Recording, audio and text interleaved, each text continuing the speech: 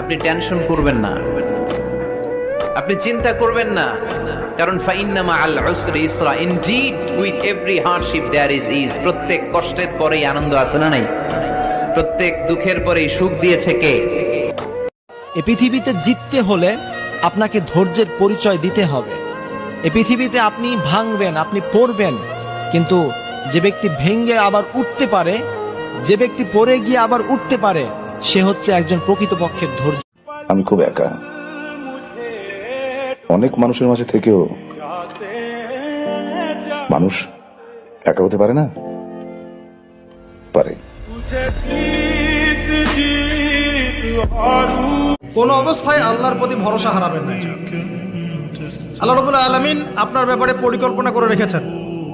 আপনার মনের মধ্যে যদি সততা থাকে, অনেস্ট একটা মন থাকে, ইনশাআল্লাহ আপনি দুনিয়াতেও সফল হবেন, পরকালে সফল হবেন ইনশাআল্লাহ। আপনি যদি সৎ হন, মনের থেকে যদি আপনি সৎ হন, আল্লাহর কাছে আপনি সৎ হন, সারা দুনিয়া মিলে আপনার কোনো ক্ষতি করতে পারবে না ইনশাআল্লাহ।